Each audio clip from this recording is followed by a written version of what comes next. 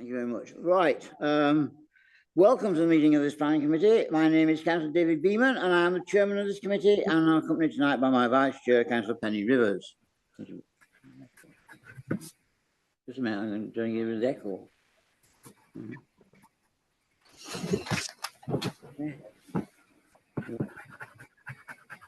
Okay.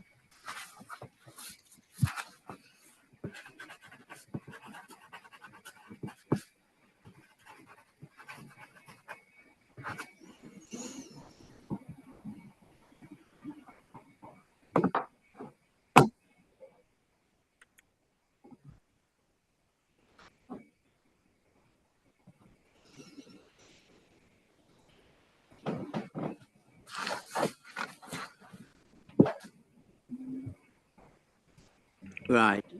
I think there's no echo now. Yes, there is. Is there? No.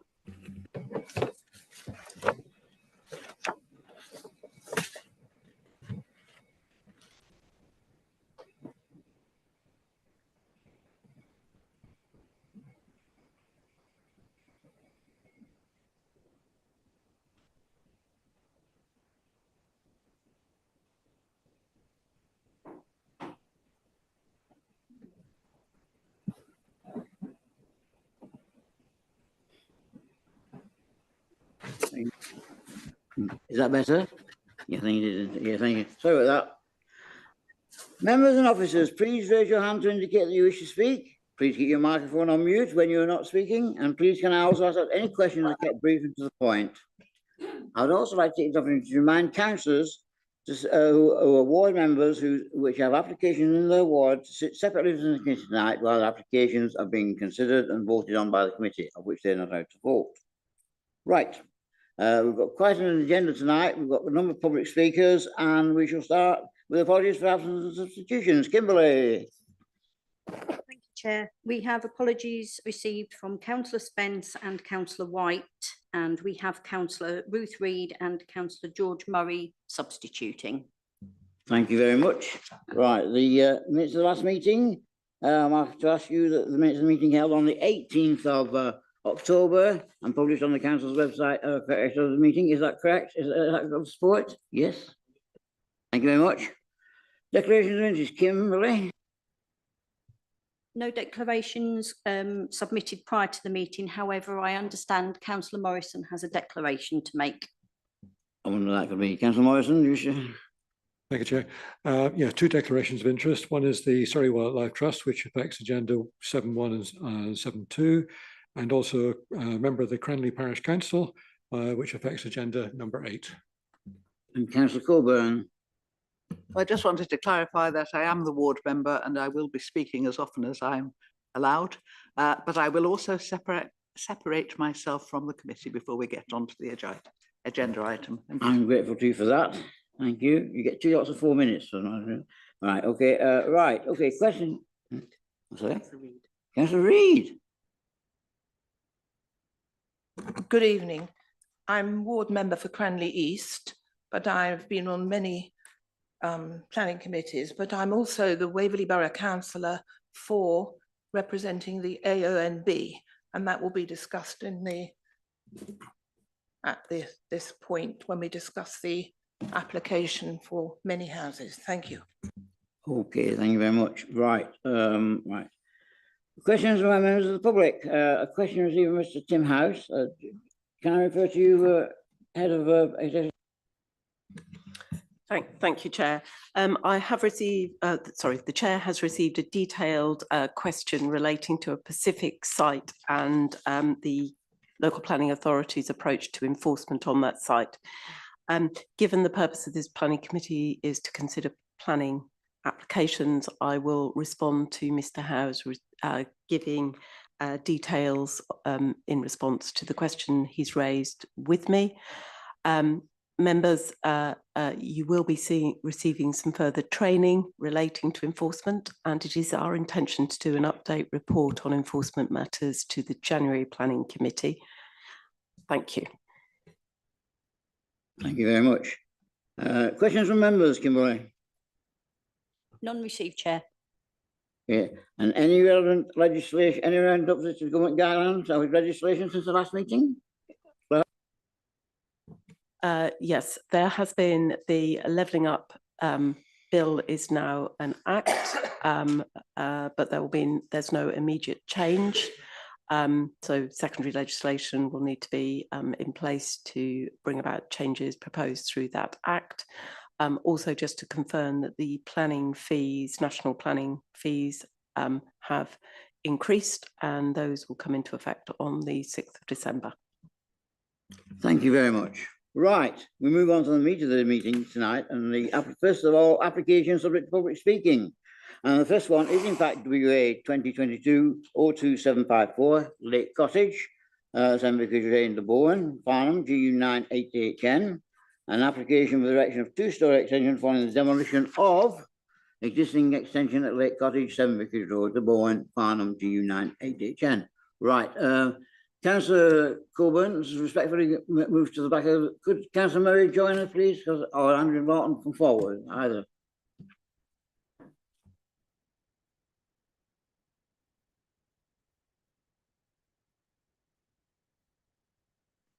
Thank you very much. Right. The officer to present is Matt Aiscoff. I think I'm right. Oh wow, that's not unusual. Right, Matt. Thank you, Chair. Good evening, members. Good evening.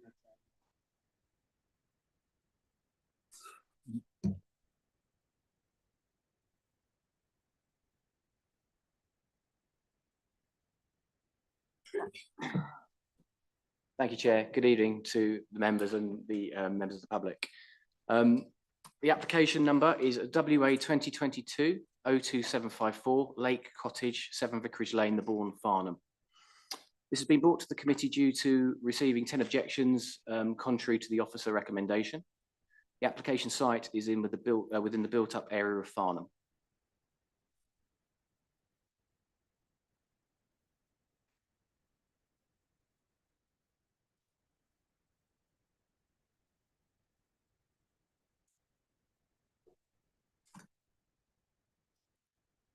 Okay, first slide is a location plan of the application site, outlined there in black. The dwelling is to the north boundary, right up against the boundary there. Second slide is a wider area shot here, and there's some things I'd like to identify on this plan. We've got the application site up towards the top. There's a public right-of-way, which is outlined in orange, which leads to the site. A road, Deep Dean, which leads from the public right-of-way onto School Lane. You've got Bourne County Infant School with the red star there. And also highlighted in blue is School Lane, which operates a voluntary one-way system in the mornings for the school children arriving at the infant school. This slide shows the dwelling in its existing form. Please note that the rear elevation is actually built up against a very steep bank.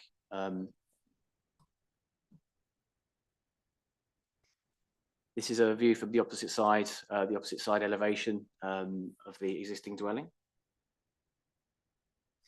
This is the proposed plan for the front elevation, and you'll note there that the left-hand side has been extended, and that's the location of the proposed extensions.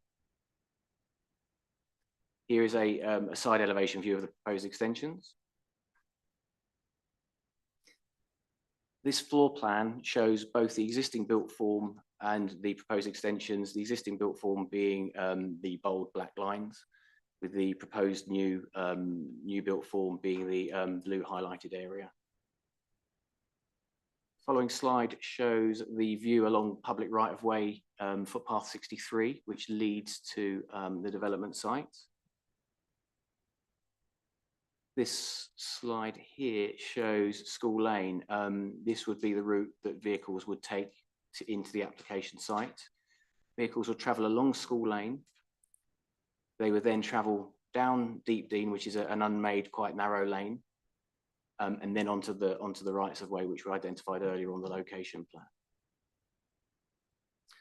The matters for consideration, the main matters for consideration in this application are the access to the site via the public right of way through the woodland, and the traffic conditions in the School Lane Deep Dean area.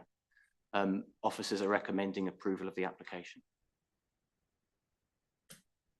Thank you very much. I believe actually you should be that Councillor Coburn did call this application in. Is that correct?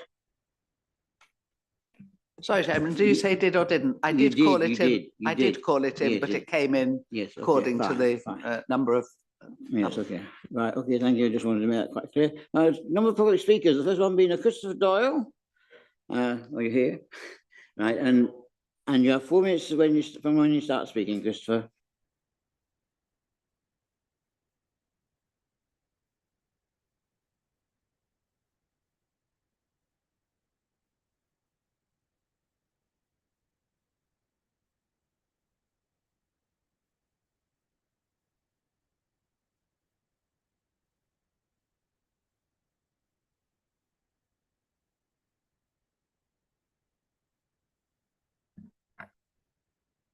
So go ahead.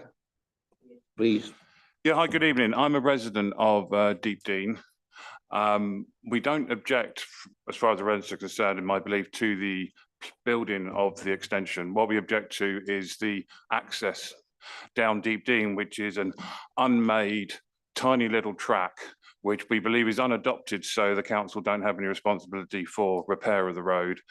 We are heavily concerned about the damage the additional construction will do to our road, which contains the gas line, the water line. In fact, outside my property, the access to the water meter is already proud of the road. So therefore, this is just going to be continuous noise, and it's a dirty track, so dust and everything else from these lorries. And my understanding is that it's not a consideration of the planning, according to the report I read, the access our road, but you're meant to be doing a construction transport planning, and if that's done, then as long as it's done with the consultation of the residents, that would be fine, because it's just going to damage our road. And we have had continuous building around us in School Lane and in Deep Dean over the last 2 to 3 years, so it seems this is continuant and we never get any peace and quiet. Also, I have been informed by fellow residents that when previous work was carried out at this property, building material was lifted on our road and the vehicles travelled way too fast. So even if there is a restriction, how is this going to be enforced that they could follow by whatever rules are set out for this planning application? So that's all I really want to say. Thank you very much. The other public speaker you have is Edward Hurley, who I believe is on Zoom. Yes, Kimberly? Thank you. Edward, you have 4 minutes to start speaking when you start speaking. Okay, thank you. Can you hear me okay? Yes. Great, thank you. So, yes, I think the planning I've put in has been sort of described by the planning officer, which is part 2-storey and part single-storey extension, replacing demolition of a single-storey kitchen. This planning application is on very similar grounds to a previously approved extension dating from 2013, which was approved under delegated powers. I think the officers already confirmed that the proposals are acceptable in terms of design, impact on visual amenity, impact on streets scene, flood risk, biodiversity, climate change, scale and character. And the residential amenity with no adverse impact on other properties. I believe there's been 10 letters of objection and from local residents. And I believe almost without exception, these have been regarding the access and parking of construction vehicles rather than the content of the application themselves. And looking at the letters, none of them state they have any objections to the proposal at all, and some don't even make mention of the extension.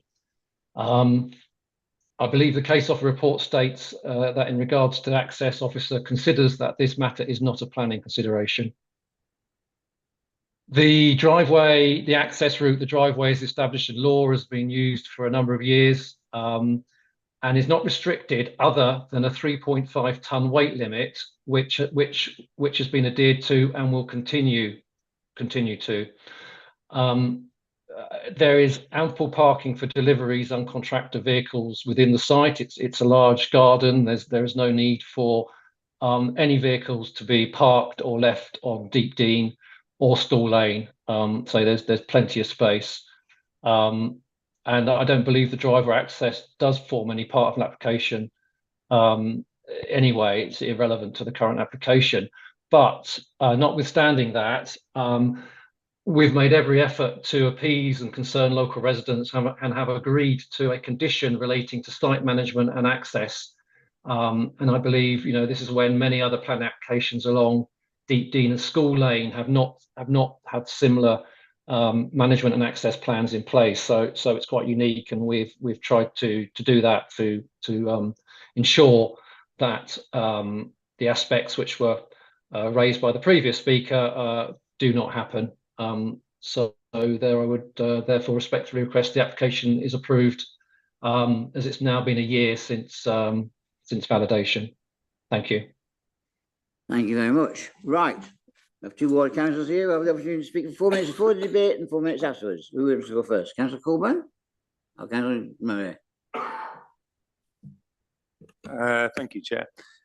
So I went and had a look at it, and then where it is, I know exactly where it is. I went down the little bridle way to where the cottage was. And yes, obviously all the objections are very valid about how you're going to get this construction in and out of there without damaging everything. And it will affect Deep Dean. So I looked at it, but the conditions in 4, 5, and 6 are quite strong. And of course, I agree they need to have those conditions of when they can come, the hours of it. But 4, 5, and 6 are all about managing the construction traffic and all the parking and delivery of things. So the officer has put those in there. What I am concerned about is how it will be enforced. That is the biggest consideration, is who do you complain to if lorry drivers are parking where they want and they're coming at different times when they're not supposed to be. So with the conditions in place, and the applicant has said that he will manage that with his construction manager, then I can't see why there's an issue, but I can absolutely see why those conditions are in there, but they do need to be enforced. Thank you. Thank you very much. Councillor Colburn? Yes, thank you, Chairman. I've sat on this committee for I don't know how long, and every time Surrey says something, we're always told we cannot go against Surrey. Whatever you do, we cannot go against Surrey. And we have here 2 objections, one from Surrey County Council and one from the right-of-way officer, unless they have been addressed. And the right-of-way officer makes it very clear that you cannot legislate what they want to do by condition. He's actually said that, unless I've missed some of the correspondence. I've got it all printed here.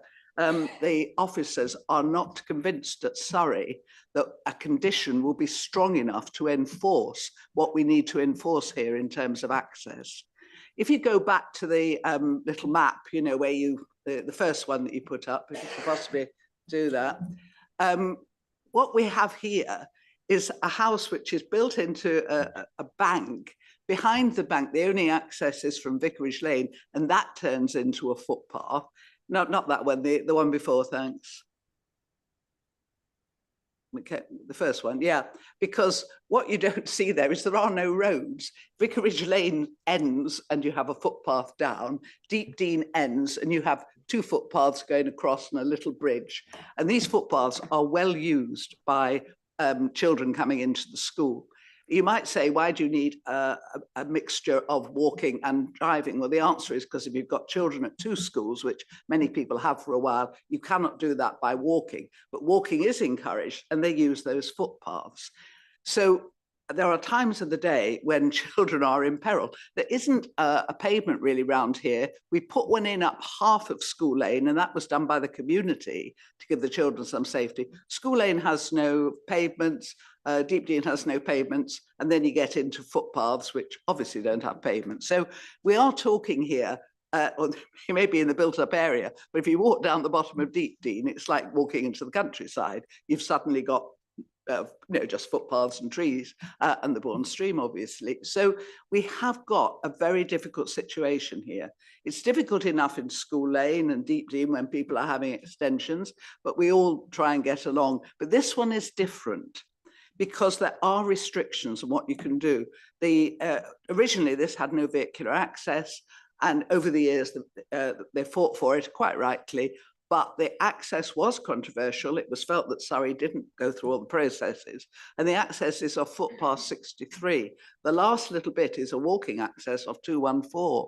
So you have got problems here. I don't think there is a permission over 214, but I may be wrong about that. There is certainly over 63.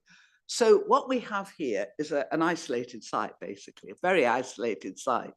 And small vehicles will certainly be able to park in the site. That's not an issue, but they've got to get to the site. Coming down for Vicarage Lane, it's a footpath. Coming out of Deepdean, it's a footpath. I mean, this is what we're stuck with. So what we have to have here is not conditions. And if an officer could just explain to me why we have 2 objections, one from Surrey County Council, one from well, 3 if you count the Town Council, and one from the Surrey County Rights of Way officer, and we're still saying this is not a planning matter. We can't take this into consideration. When you have asked these people for a comment, and the comment they have given you is that a condition is not strong enough to determine how this will be managed, and we need something stronger in order to manage it. So that's really my question for both the committee, but certainly for the officers. How can we build in certainty? Because a condition will not do it. We know that. Conditions will be discharged, but we need something much stronger in this case. Thank you, Chairman.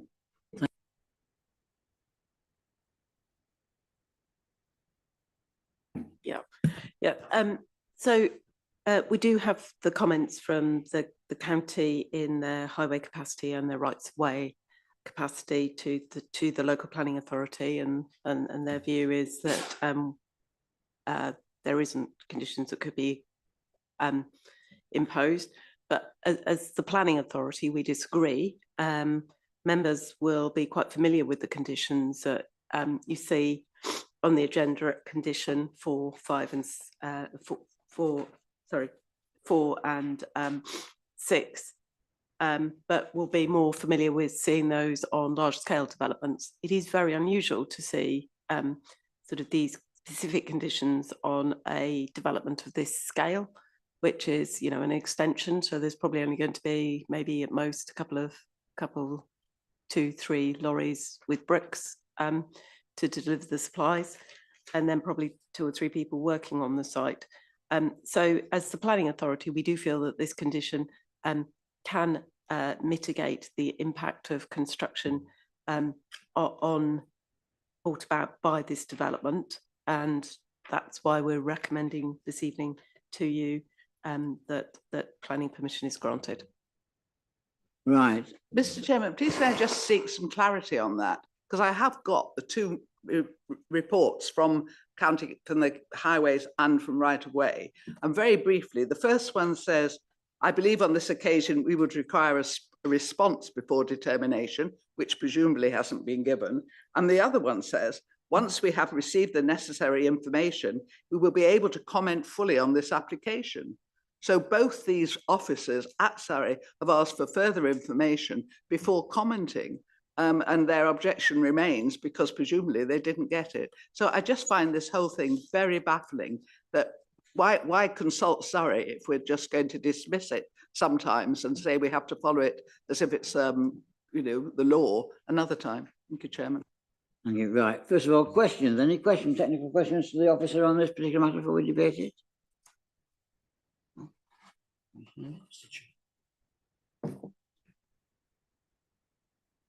Say something, I think.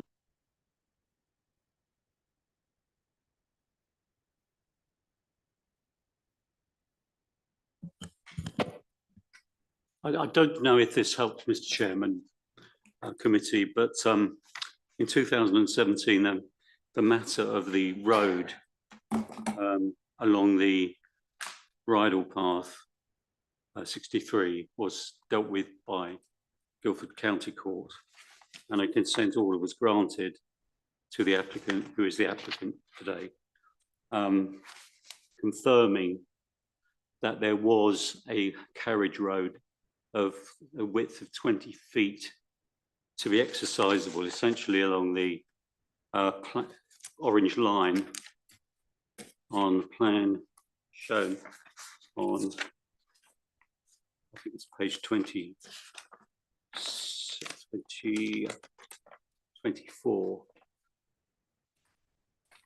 So this order is there confirming that there are vehicular rights. These are not acquired rights. There's no dispute that they're in the process of being acquired. They were confirmed by the court in 2017. The parties to that were the claimant, Surrey County Council, and a number of local people. And I've obtained this from the planning officer. The order appends a plan which confirms the orange line, essentially. I think this plan may have only just come to hand, but planning officers can no doubt comment further on the plan. So there is a degree of certainty about the existence of a vehicular right of way. I'm sorry, Chairman, but that's not what I said. No. We know about FP 63. It's the little bit over 214 that I'm questioning. I mean, we all know the history of this, and we all know what it's even in the countryside, the officer's report, exactly what's been allowed on 63. But what I'm saying is we have to make sure that the vehicles comply during this, and that is much more than a condition. That's the point I'm making. I'm not denying that the gentleman has every right to get to his, and I thought it was a good idea to get vehicular access. That's not my issue. My issue is that we have a narrow bridge and footpaths and children and everything else. How on earth can we make sure that whatever happens over that bridge, along that footpath, is actually kept within the existing permission? That's the point I'm raising, not that whether there's a footpath. Okay, thank you very much. Right, any more questions on, yeah, John, Councillor Rubini?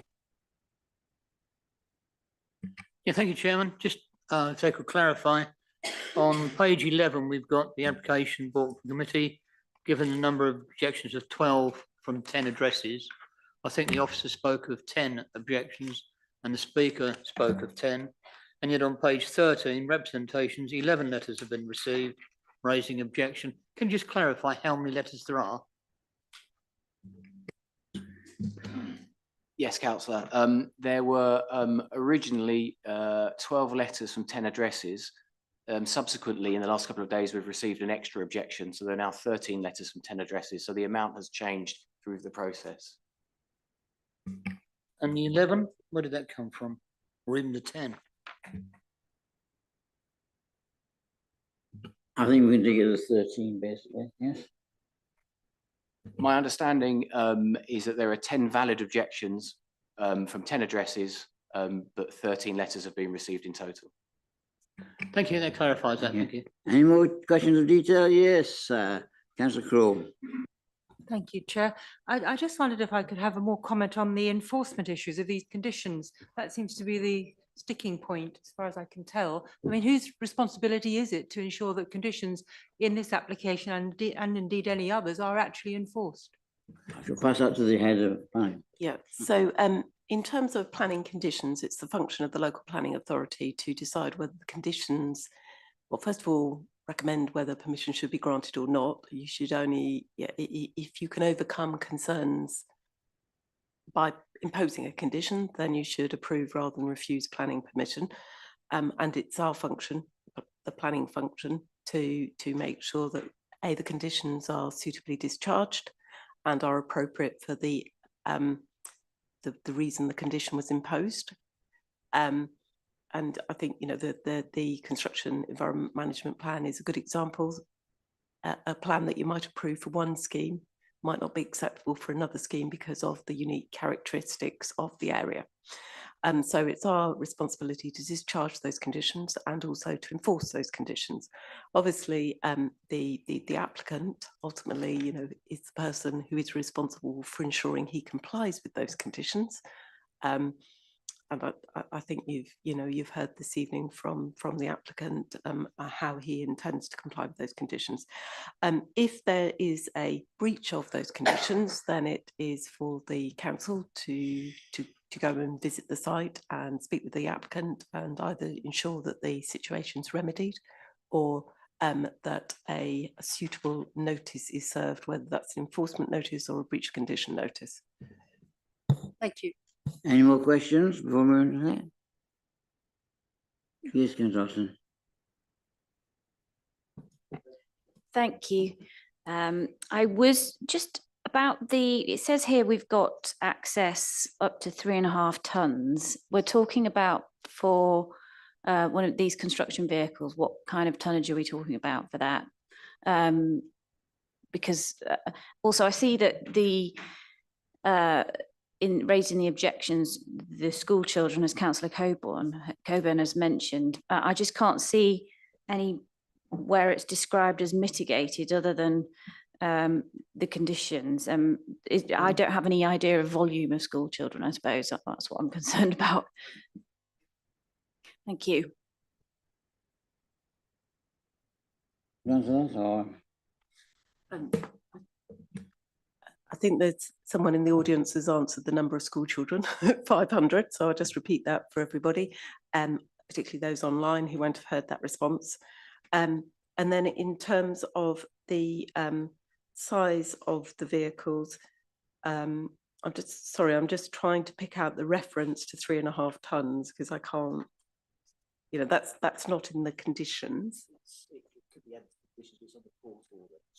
Oh, that's on the court order, but in terms of, we might not want to add that to the condition because the plan might feel that 3.5 tons is too big and that we're looking at a smaller a vehicle.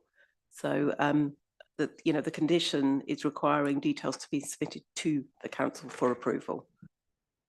Any more questions? Yes, Councillor Bean again. Yes, thanks for allowing me to come back. Following on that small conversation there, if we have to enforce the weight of the vehicles, have we got the equipment to do it, or how would we actually do it? I think we're getting into a level of detail now because we're not saying, we're asking for the details to be submitted to via a condition. So we're not saying that, we're not asking the committee to sign off a weight of vehicle this evening. We're asking that recommending that the committee impose a condition requiring the submission and approval of a construction environmental management plan and a construction traffic management plan. Can I just come back on that? Just if in fact, yes, during that condition, your talks to the people, can we enforce it? I think that's my question. I agree that it's not perhaps for tonight's condition. All I'm asking is if you have that conversation, can you actually enforce it? Yes, we can, through the plan, we could look at the ways that they would demonstrate to us that the vehicles didn't exceed X in a way. I'm not sure that I can go into the finer details of this evening off the top of my head, but these are conditions that we use every single day on development sites across the borough and have been for, I'm guessing, probably a couple of decades. So I don't know whether this condition or these conditions were imposed on the previous permission for an extension to this property back in 2013. Right. Any more questions, or shall we have a debate? If we want to have a debate, any more questions? No? Debate? I think it all revolves around whether we enforce conditions, isn't it? Really? No one seems to be objecting to the development of such as such. Anybody wish to debate this anymore? Right. Oh yes, Councillor. I'm just happy to just kick it off. I think my concern here is that I haven't been to site and I don't really have any concept of what volume of school children we're talking about here twice a day. I do understand, therefore, Councillor Corburn's concerns. I don't understand how it's working at the moment. We're talking about small vehicles. I am concerned you know, about the idea of HGVs and loads of kids on a small road, and saying that we'll have a condition asking for a report. Well, clearly Surrey Highways have a problem too with it. So I'm not comfortable as it stands at the moment on that point. I'll open it up to anybody else who might want to comment upon that. Councillor Keane. Thank you, Chairman. Well, I've listened to all the debate and I am seriously concerned if somebody in the audience said 500 children and you've got HGVs and you've got lorries going back and forth along a lane, which they use to get to school. I do have serious concerns about that. Whether the conditions can be put into place and acted on, you're saying they can, but we have to think about children here, and narrow lanes and children in lorries I don't think go together, so I am very concerned. We must all be concerned about the safety of children, yes. I mean, I would say that I think is the 500 the number of people who attend the school? Yes, we said that. A difficult number to comprehend. 500 join through this present. An HGV, it's not an HGV because there's weight restrictions anyway, aren't there, on the roads, yes? That's correct, and part of the condition is seeking to restrict any vehicle movements during the time where children would be walking to and from the school. I don't think that we're advising the committee this afternoon that 500 children walk along that road between those times. That's a response to the number of children attending that school. I mean, if members are not satisfied in their minds that they're fully sighted on those movements, those relevant movements along that footpath, and feel they need to have that reassurance, then members may decide that the proper course of action this evening is to defer that for those specific questions to be brought back, also the answers to those specific questions to be brought back to the committee for further consideration. I don't think Councillor Weldon. Thank you. I think there are three issues, and they're all distinct. The first issue is simple, and that relates to the actual application, and that is straightforward. It's a reasonable extension in a large site. It's secluded. There've been no objections to the actual substance of the application. The second one is the issue of the right of way and access, and indeed there is a existing right of way for vehicles up to 3.5 tons and with restrictions. That is clear that there is an existing right of way. So the only real issue is about managing the access, and I think this is simple. I think we're getting into too much detail about this.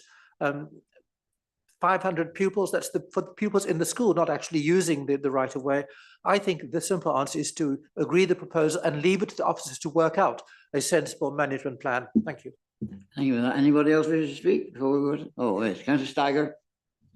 Yeah, I think that's absolutely right. I walk down that road most days, walking my dog. I very rarely see people, especially children. I don't think there's 500 people walking down that road, and I can't really see any issue with this at all.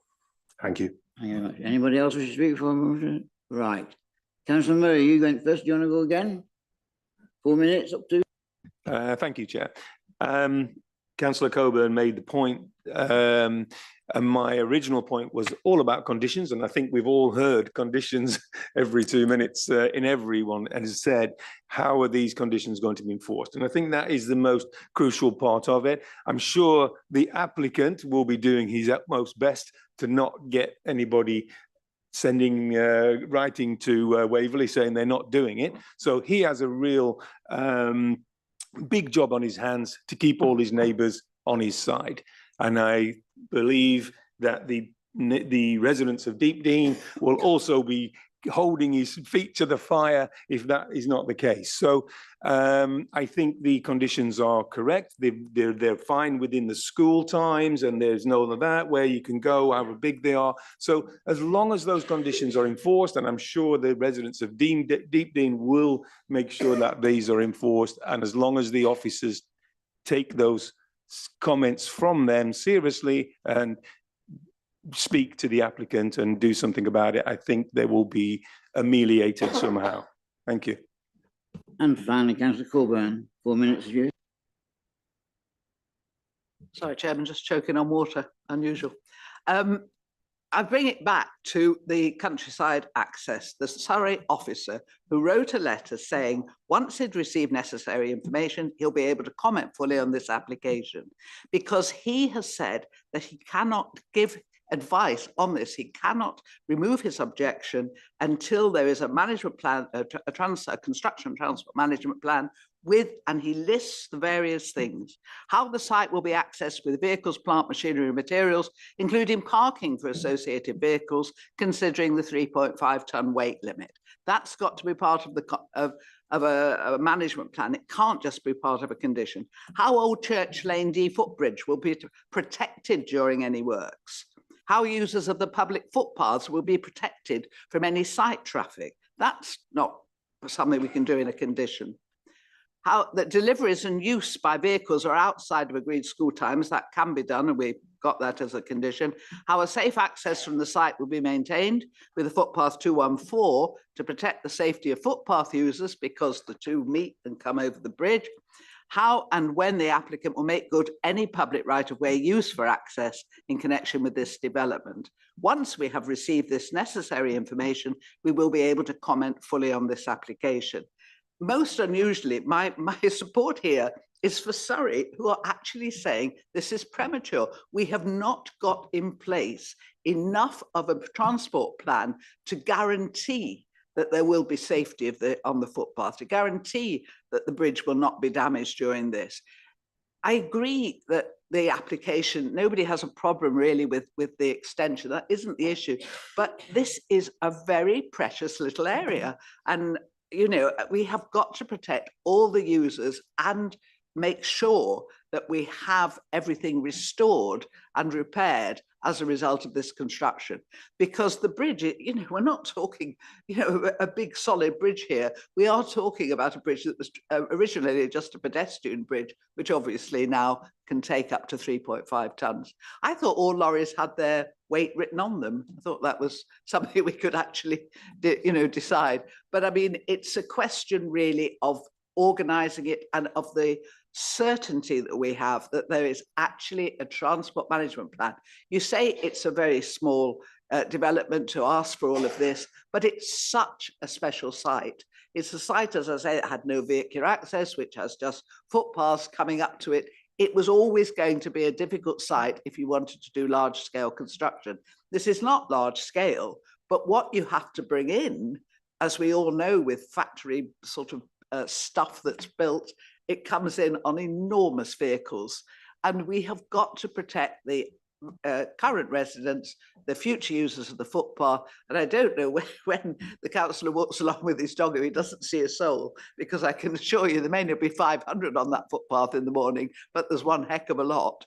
And the same thing at the end of the day. It's a bit like a cloud, you know, when they all come out. So all I'm trying to achieve with this, and I quite like the idea of deferment personally, is to make sure that we have in place. I don't want us to give permission and then have problems down the line, when all we've got to do is to make sure we have really strong construction transport management plan in place that we can really enforce during construction. That's all I'm asking for here. It's very simple, and I've pinched most of the words from the Surrey County Council, what's his official title, Countryside Access Officer, who objects to this application along with the County Council Highways. Thank you, Chairman. Thank you very much. Yeah, just to sort of advise the committee again, the conditions that we've imposed are reflective of the comments made by the county rights of way officer, in that we are requesting all those details are submitted to and approved by the planning authority prior to the commencement of development. So there are matters that can be dealt with by a condition and should be dealt with by a condition. And that's why we are recommending approval subject to the conditions on the agenda, setting out all those measures that we want to have certainty over prior to the commencement of development. I would add, though, on condition 6, it may be that if members were minded to approve it, they might want to add something round potential warning signs of just something round just to give some any other measures point in case it's thought to be felt appropriate to put up some just warning signs or something that there's construction vehicles passing across this over a period of time, because it's only going to be a short period of time. You know, vehicles for extensions of this scale only make 2 or 3 deliveries. So maybe that members would want to add that as well. And just to confirm, yes, lorries do have their weight plates on the back of them, as Councillor Coburn has suggested. Thank you very much. Right. Well, I think, are we going to have electronic voting today, by the way? I prefer to do hands. I prefer to do hands, I don't mind. I prefer to do hands. Okay, right, okay. We'll move to the recommendation. The recommendation is, let me get that quite right, that subject to the conditions, permission be granted, and then we will add the rider that the head of planning just added. Could those in favour please raise their hands?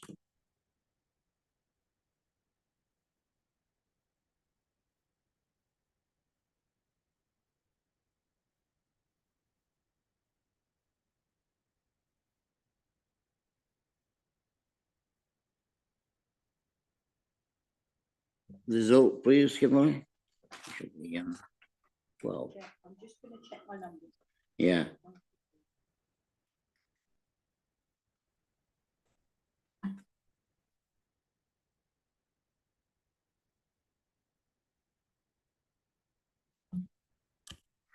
Thank you, Chair. That is 11 in favour, 1 against, 2 abstentions, and then 2 committee members who haven't voted because they're ward councillors.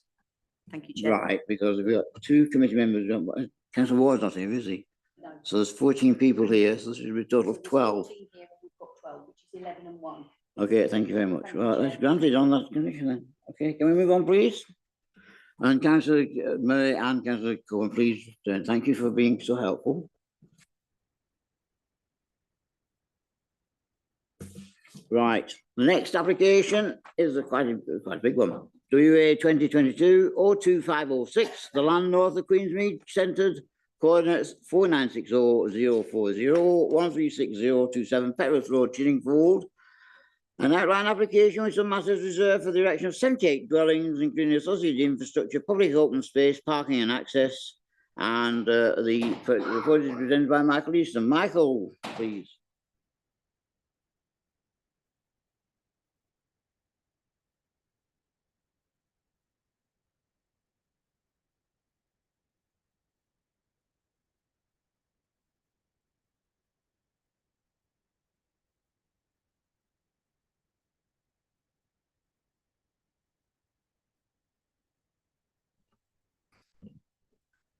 Chairman, thank you. Members, good evening.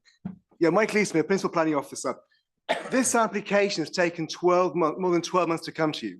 We've been working closely with the County Highway Authority and our colleagues in the Rights of Way network to get this right.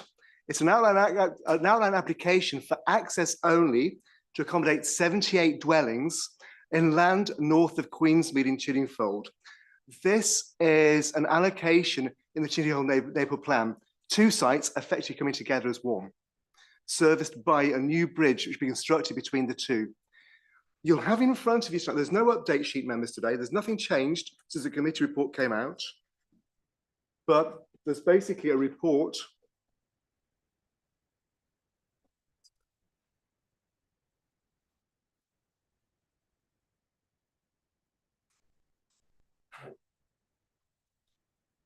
just bear with the technology, members.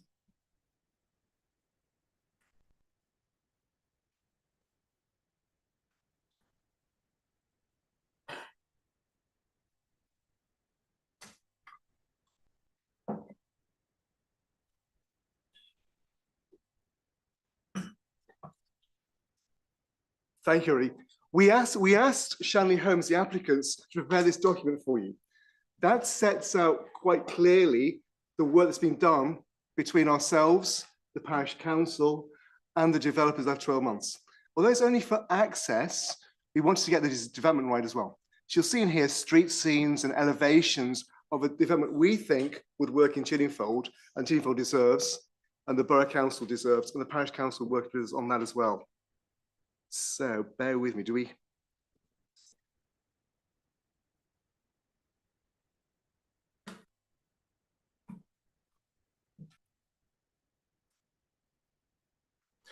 The site here, this is it. So basically this is north of Queensmead. In red, you've got the application site boundary itself to go up to to accommodate 78 dwellings. The land in blue is the land owned by the developer, and that is proposed for a suitable alternative natural green space, which will mitigate the development, residential development on the Wealden Heaths special protection areas. Just bear that in mind. So basically, the next slide is going to be, basically, I'm going to sort of talk you through the site now, what and where it is. So this is an aerial view of the site itself, with Petworth Road to the right, the church, the St. Teresa's to the bottom, to the south, Queensby to the south as well. Now you get a feel for the site itself. Most of the land has been taken out of the green belt, apart from the entrance to the site itself. That's on about page 3 of your booklet. That was taken, that's going to be retained as open space in the development itself. So there'll be no built development within the green space. Next slide will show you, basically, this is a view of the site towards Petworth Road. So you're looking for basically from where the housing would be to where the open space is, entering the site itself. And being there, there'll be a local area of play as well within that. So that's, and the next slide will show you, this is land looking to the north. It's looking across the site. So you'd be looking at houses here within the field here. The boundary as well, that's the northern boundary of the site. And that's looking out north towards the ancient woodland of Stiller's Copse, which will be the site of the suitable alternative natural green space. The next slide, this shows you basically where the attenuation pond is going to be. This is part of the drainage of the site. The site drops down there. So we've worked with the developers in terms of the layout you would have, is predicated on a surface water drainage scheme. So there will be ponds, attenuation basins within the development. So that site where the house, towards the houses, there will be the attenuation basin. So houses will be set back from the existing houses. The next slide will show you, basically, this is a footpath. So as I said, we've been working closely with our colleagues at County Highways. And part of the Section 106 agreement is for a number of footpath improvements. This is one of them, to actually improve the surfacing here and signage along this footpath into the site itself and outside. And that's going towards the site of a local equipped area of play, which is the western part of the site. And the house on the western part, about 20 on that parcel, they'd be set back. So actually creating an area of open space and green space for not only the residents on the site here in Chiddingfold, but also the existing residents. The footpath links to that as well. And the next slide, this shows you the area where the leap, the area of play would be at the top end of the site, western part of the site. And that's looking out towards the Stiller's Copse ancient woodland. And there'll be contributions towards surface improvements for footpaths along that route too. So there's clearly connectivity between the site in terms of vehicular access and footpath improvements into and out of the site. It's for access only, but the next slide is going to show you the layout. Now that's, I think that's about page 3 or 4 of your glossy sheet in front of you. What happened here? The application came in and we worked closely with County Highways over the highway layout, where the pavement should go, where everything should go in terms of road humps, in terms of improvements to the bus stops on Petworth Road as well. And all this, we work closely with Richard Cooper and James Lahan at County. We think we've got it right in terms of the layout, although this is an application, an outline application, with no details of design, layout, scale, or appearance. We wanted to get it right. So we've actually worked with the developers in terms of the siting of these dwellings. And it's an illustrative master plan, but it's conditioned. And we expect this quality to come through the reserved matters. So today we're only asking the members to vote, to consider the outline application, which is access, but we expect this quality to come through in the future months or when the reserve mass application comes in. And if you look online in your magazine booklet in front of you, you will see elevations of house types. And it's that detail we'd expect in terms of chimneys, in terms of finials, in terms of fenestration and porches. All those details are set out in front of you, and we expect that quality because we think Chiddingfold deserves that as well. And as it's a site allocated in local plan, we think it's the right development in the right location. We want to see more of this. So I think the matters in the next slide are basically the matters outstanding. Basically, we're dealing here with a site that's been through the neighbourhood plan preparation. It's an allocation. And in terms of what it delivers for Chiddingfold, in terms of housing, in terms of green space, in terms of connectivity to the village, being a strong part of the village itself, but also bearing in mind the impact on trees, because it is well screened. We want to ensure that those trees are protected and those root protection areas are protected and those houses are not within the RPAs of trees, or the highways aren't in the way of trees as well. There's no adverse impact on the existing residents of Queensmead and the surrounding area. And there's, in terms of standoff distances, everything in terms of standoff, there'll be no overbearing impact on them. It would not constitute overdevelopment either. And there'll be no loss of privacy for residents on Queensmead or on Petworth Road or the surrounding area. And that there would be a provision of a suitable alternative natural green space. And the reasons for set out in the report, this application is recommended for approval, subject to 40 conditions, including construction management plans, and also a Section 106 agreement, which we've been working with our own lawyers on, the lawyers at the county on as well, and the applicant's lawyers. Thank you, Chairman. Thank you very much, Michael, for a very comprehensive report. Right, we have a number of public speakers on this matter, and the first one is Tristan Snell. Is he here? Hello, Tristan. Good evening to you. As you will understand, you have 4 minutes from when you start speaking, Tristan.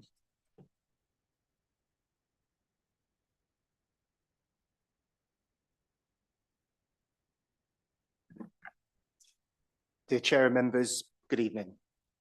By way of an introduction, Shanley Homes is a bespoke housing developer who is committed to developing high quality homes designed to complement the local environment and surroundings. Given the sensitivity of the housing allocation, it was imperative that the scheme proposed is design led. As such, the ambition has always been to design a bespoke development which reflects the charming, varied nature of the Chiddingfold streetscape, responding to the guidance for quality and diverse detailing to ensure the cohesive extension of Chiddingfold Village is achieved. To reiterate the case officer, the scheme that is presented today and which seeks planning approval is one that's been produced following significant collaboration with the Parish Council, the Borough Council and local residents. The application site that's been allocated within the Chiddingfold Neighbourhood Plan contributes significantly to the Waverley local plan requirements for the village to deliver at least 130 dwellings within the plan periods.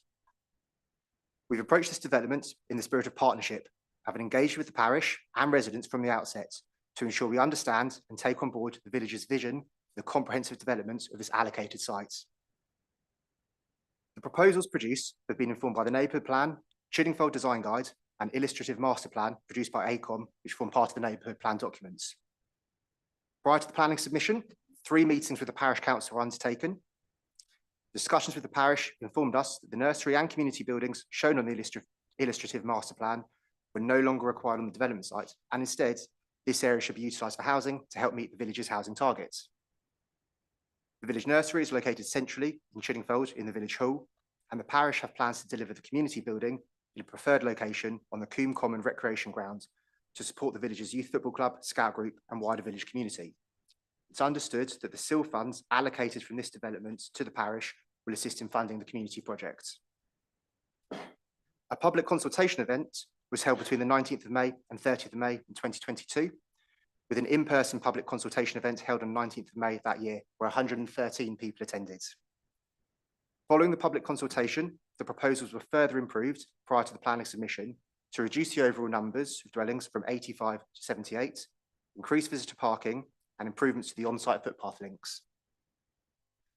The submitted planning application was then further enhanced following consultee comments, where we sought to proactively engage and take on board the points raised.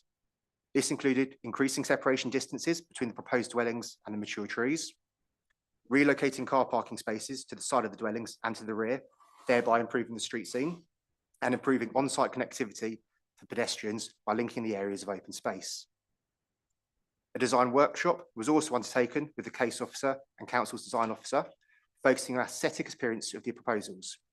The scheme was uplifted to reflect the character of Chiddingfold and to deliver a scheme that meets the expectations of the neighbourhood plan, master plan, and wider design policies. I would just mention that it's landscaping only is the matter which is reserved, so all the design is being dealt with in this application.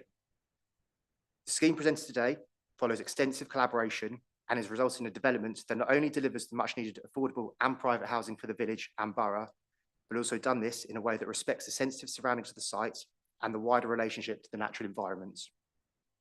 We've very much enjoyed working with the community and parish and the council to arrive at this scheme, and I thank you very much for your time. Thank you very much, Tristan. Right, the next one is the councillor Dan Hall from Chiddingfold Parish Council. Are you here, Dan? Hello. You too have 4 minutes when you start speaking, Dan.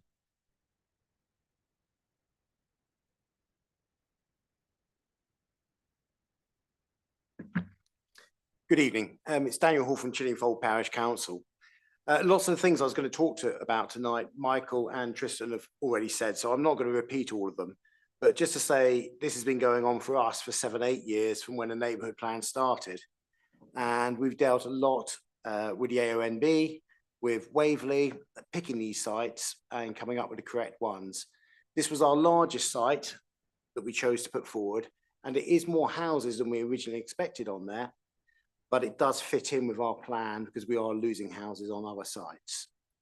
I would like to thank Shanley because they have worked with us very closely and we have been involved all the way along. For the last 18 months, we have been involved in design. And then when Michael came on board, he did a lot of tweaks and a lot of changes to the plans, which the parish council were very pleased about. So from a council point of view, we're very pleased with the application. Thank you. Thank you very much. Right, the ward councillor, Councillor Busby, wishes to speak. You got 4 minutes now and 4 minutes afterwards. I'll try not to forget the 4 minutes afterwards, Councillor Busby, this time. But you're on Zoom, yes? I am indeed. You can hear me. Minutes, Councillor Busby. Thank you. Yeah, thank you, Chair, and thank you, members, for your time in considering this important and sensitive application. Right in the heart of the AONB and the first major development scheme in Chiddingfold for many years. I do think the scheme is generally well thought out, and clearly a lot of work has gone into improving the design from the original proposals, such as the addition of the footpath running along the southern part of the site and the relocation of some parking spaces to improve the street scene. So I'd like to thank the Parish Council officers, Michael in particular, and indeed the applicant for all their diligence in getting the application to this point. The development, in my view, would bring significant benefits to the village, not least the provision of more affordable homes, which must be robustly insisted upon if the scheme progresses, and also the addition of much needed 1, 2 and 3 bedroom homes for both younger families wanting to stay within the village and older residents needing to downsize from larger properties. I probably would have liked to have seen even further emphasis on smaller homes, but I am pleased to see the condition relating to the withdrawal of permitted development rights to help ensure their number is maintained for the future. I'm particularly pleased with the proposed SAN connected to this application, not only because it's within Chiddingfold and therefore of direct benefit to all local residents, but also the specific location directly north of the site, which I think will help integrate the development with the rest of the village, with residents walking through the site to access what I hope will become a very well-used community asset. What is, of course, crucial to this and the wider integration of the scheme is the complete upgrade of the 3 footpaths referred to in the report, and footpath 557 to Woodside Road in particular, including the surface and drainage required to enable it to be used in all weather conditions. At 78 dwellings, this proposal does represent a fairly substantial uptick compared to the 60 or so envisaged for the site in the Chiddingfold neighbourhood plan, and perhaps slightly more than I had hoped for personally. That said, having regard to the very real and pressing need for more homes across Waverley and our 5-year housing land supply position, I am not in principle opposed to this number. What of course does cause me some concern is the AONB advisor's comments that the proposal represents an over-intense form of development, which would be out of character with its AONB setting. However, this site was thoroughly appraised and consulted upon during the neighbourhood plan process, and it was concluded that it could accommodate a minimum of 60 dwellings. And at that stage, it was envisaged that the development would also include both a nursery building and a community building with the associated parking provision. Noting the various mitigations detailed in the report, such as the setting back of properties from the central road to allow space for planting and the tract of green space around the boundary of the site, consideration should be given to whether a scheme of 65 dwellings, as the AONB advisor suggests would be acceptable, would actually be materially much different in terms of its overall look, feel, character to the proposed look, feel, and character to the proposal of 78 dwellings in front of the committee this evening. Thank you. Thank you very much. Right. Questions to office? Any direct questions for technical points? Yes, Councillor Coburn, then Councillor Rubini. Yeah, I just wanted to clarify which measures are reserved, because the speaker did mention just landscape. Is everything else not reserved? Everything else in the application?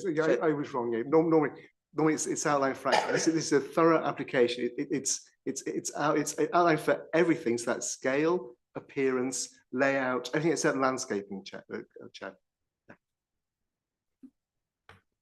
Councillor Rubini.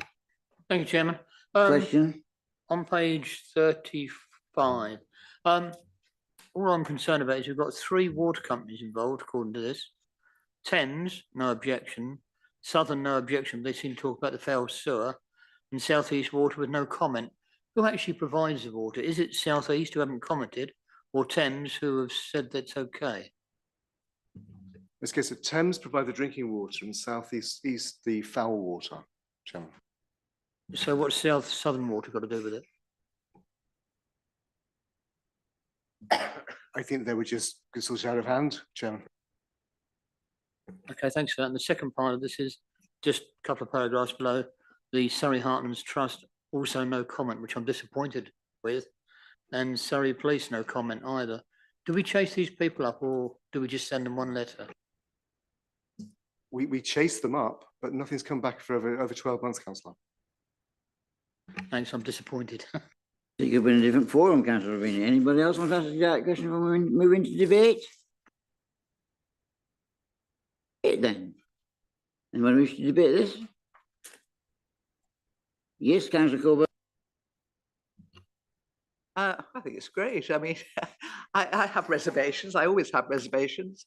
I see the word leap and I start shaking. You know, I just think it's an absolute waste of space. It just becomes a slum, and I just don't like leaps. I'm sorry. This one's going to be timber, so it's going to be tasteful. None of those plastic ducks going backwards and forwards. But, you know, I can understand laps. I can understand having green space. I think that's wonderful for children. I just don't get leaps, and I never will. Children should play in back gardens, then meet under trees in front. Bespoke sangs, again, I'm not a lover of bespoke sang.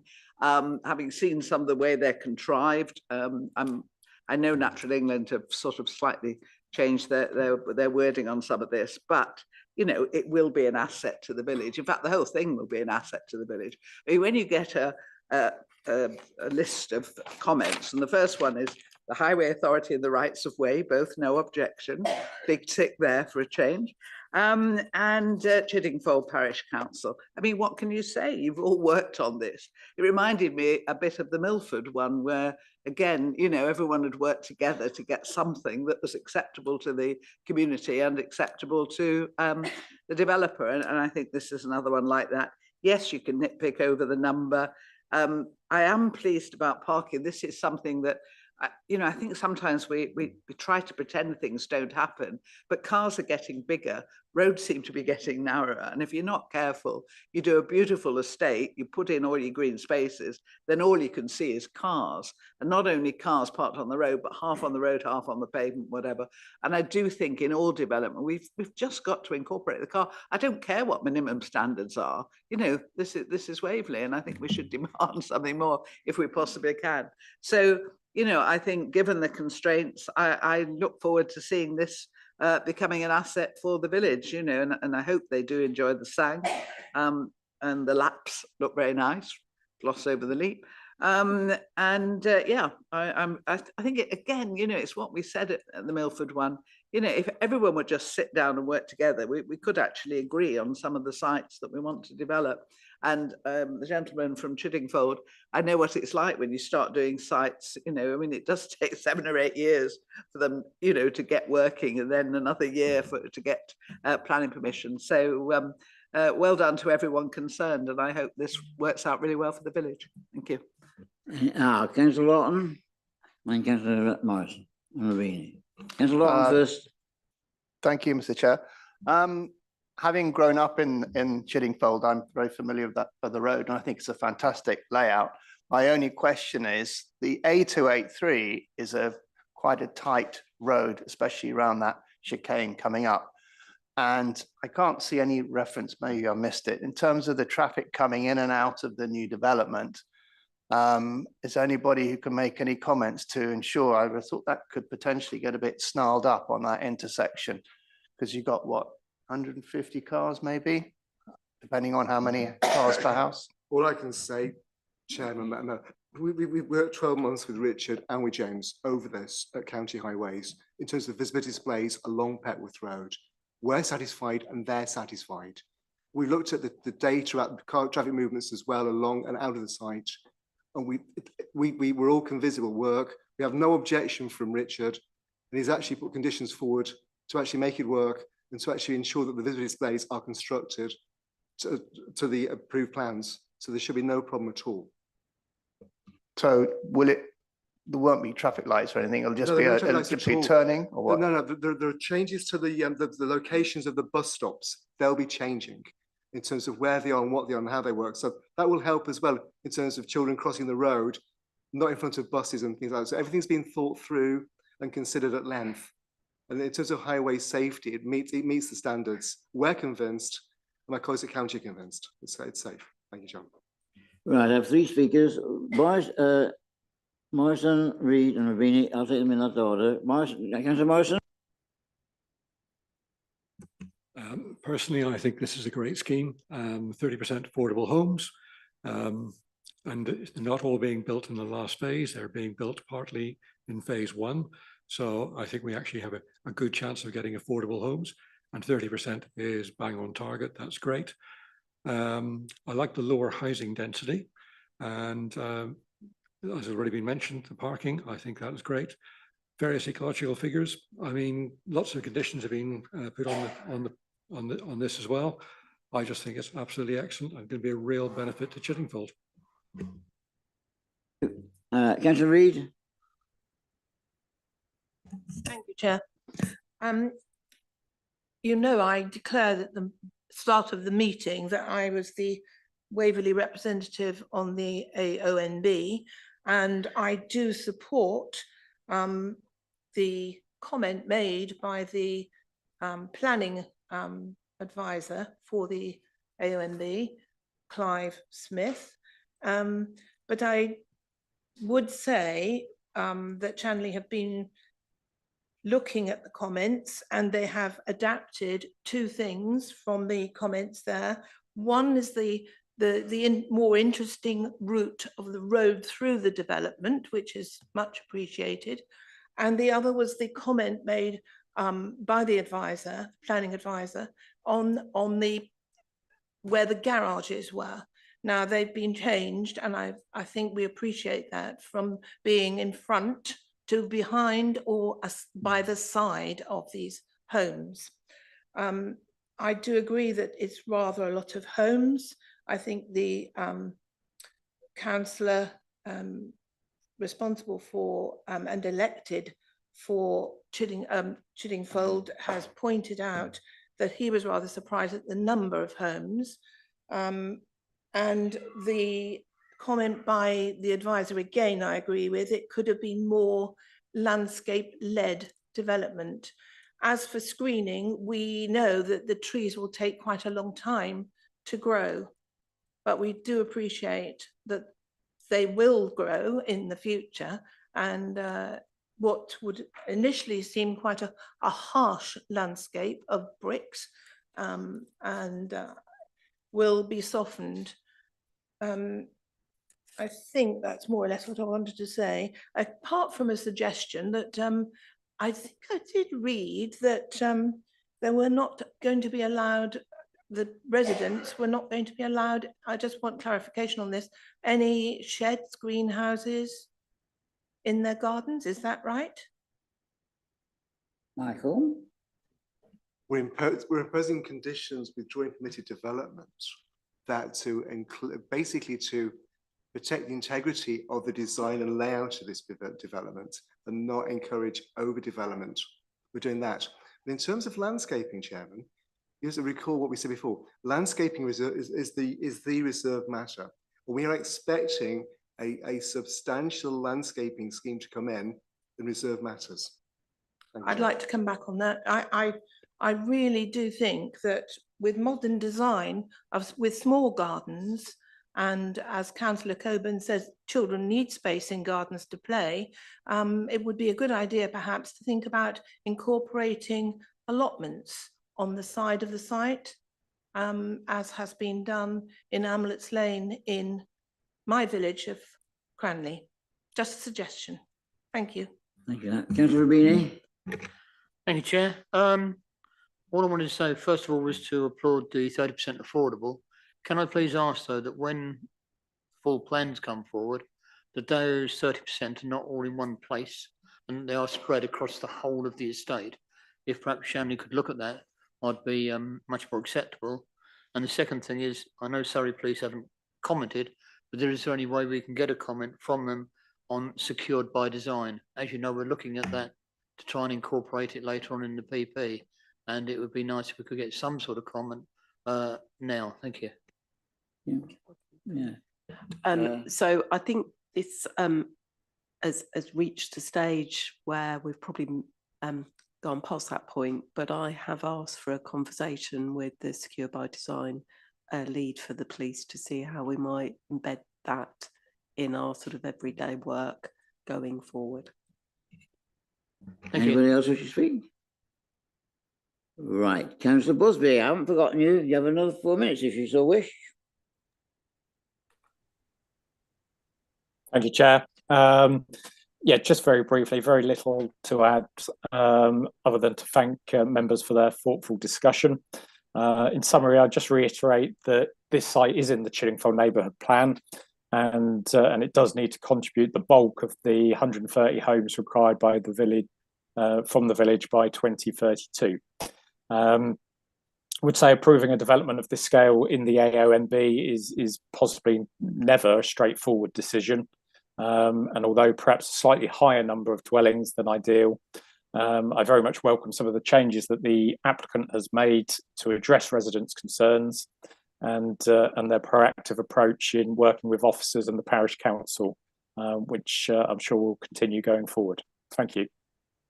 Thank you very much. Right, we move to the recommendation, which is quite a long one. I have to read all out. Delegated authority be granted to the Executive Head of Planning Development to granted planning permission subject to the applicant entering into an appropriate Section 106 agreement securing the provision of affordable housing at 30% plus contribution for 0.4 of a unit, highway improvements to the bus stops on Petworth Road, the A283, public footpath numbers FP 557, FP 211 and FP 238A to Petworth Road, to be upgraded to a public bridleway.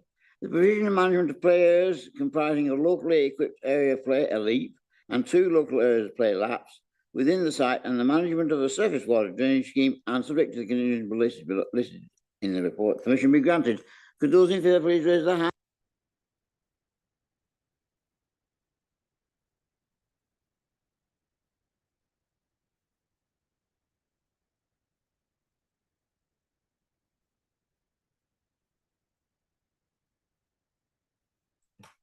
Thank you, Chair. Does anybody wish to vote against or abstain? No? Yes, Kimberly. Thank you, Chair. So that's 13 in favour, none against and no abstentions. Thank you very much. Well, that is granted. Right, move on to the last one for public speaking tonight, which is WA 2023-00973, Silvertrees Cottage, Ridgeway, Cranley, GU67HR, an application for erection of a new dwelling and garage together with extension and alterations to existing dwelling following demolition of a garage building as amended by plans received on the 18th of September 2023 at Silvertrees Cottage, Ridgeway, Cranley, GU67HR. I believe that Councillor Reid is a ward member and she's already moved, I think. Yes, you've already moved to the back, haven't you? Yes, okay, thank you very much. So you may speak, we'll give you 4 minutes to speak and Councillor Townsend before and after the debate. But anyway, it's Sam Wallace present make the presentation.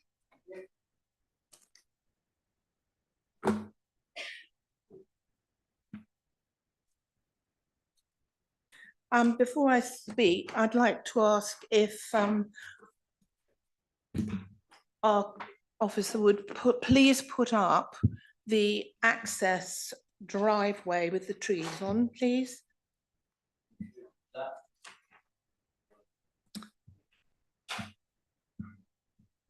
Sorry, this is the wrong one, isn't it? Are we not on Silvertrees? Yes. The one on the top right, can we get a, yeah. And the other one, the other page is the arboricultural method statement. Sorry, Chair. Councillor Reid, we have to make the officer give the presentation first, and then you can ask him a question, okay? Sorry, I didn't hear what you said. I said we have to give the officer the opportunity to make the presentation, then you can ask questions. Yes, thank you. Sam. Thank you, Chairman, and good evening, members. The next application is WA 2023-00973 Silvertrees Cottage.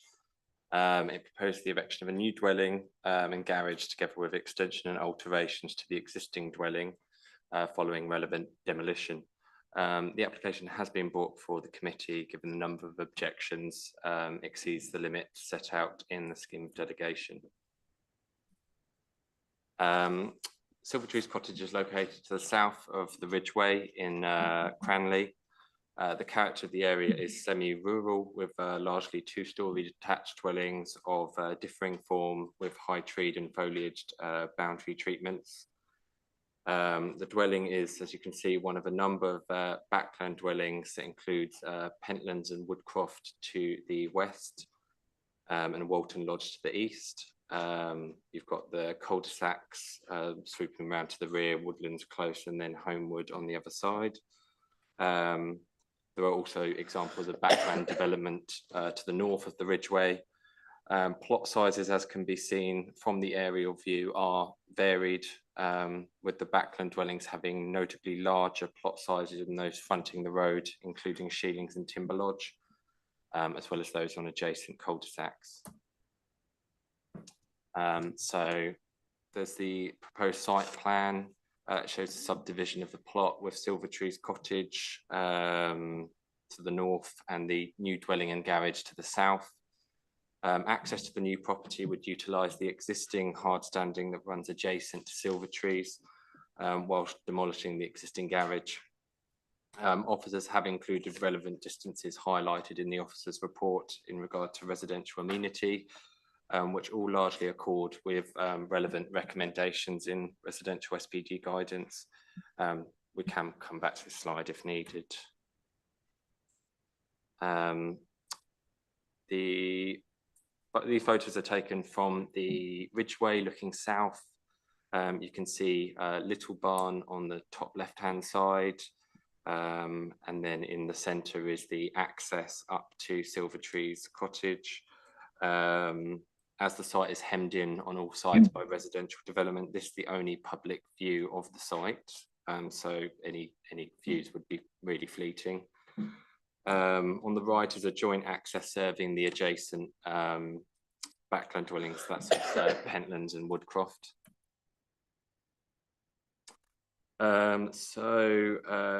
Photo shows Silvertree's cottage as it is existing. The large areas of the building would be demolished, including part of the front outlier, the top left hand side. The flat roof side extension would go, as well as the wraparound dummy pitch roof element you can see in the bottom two pictures there. Access to the new dwelling would have the same arrangement as existing. You can just about see the garage in the rear, that would be demolished.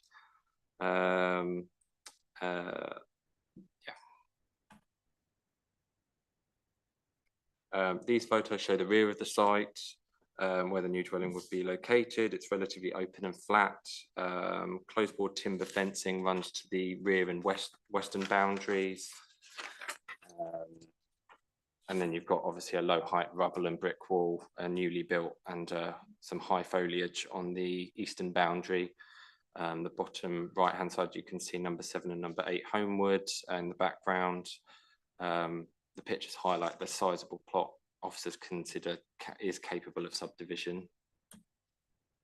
And you can see this is the existing dwelling. So on the left hand side, you have the existing elevation. It goes back quite a way. You've got obviously multiple sort of 60s and 70s additions. It's not particularly cohesive or pleasing at the moment. So they're obviously going to reduce some of that, demolish elements, increase the ridge height by 0.7 meters, and add some dormers on the rear and side elevations. And then this is the new dwelling. It's a detached 2-story chalet style with a cart shed style garage. Similarly to the host, the materials will be sort of hard. Materials will include sort of fair-faced brickwork and clay tiles, which is appropriate. Size and form be sort of a good sized detached dwelling in line with adjacent properties. Of particular note is there are no first floor windows on side elevations to limit outlook to adjacent properties. Officers have also restricted PD rights, so the applicant would not be able to erect side dormers without seeking further planning permission. In conclusion, the main points to consider are firstly design and impact on visual amenity. The officer report sets out the proposed dwelling and host dwelling would not impact the semi-rural character of the area, whilst the plot of the host dwelling would be on the smaller side. Officers do not consider it would represent overdevelopment, and given the architectural form and size of dwellings, materials used, fleeting views afforded from the street scene and existing situation of atypical plot sizes and backland development presence, the proposal would be acceptable. Secondly, in regard to residential amenity, the officer report clearly sets out that suitable distances are achieved in regards to privacy, loss of light, or overbearing development. For these reasons, officers are recommending approval of this application. Thank you, Chairman.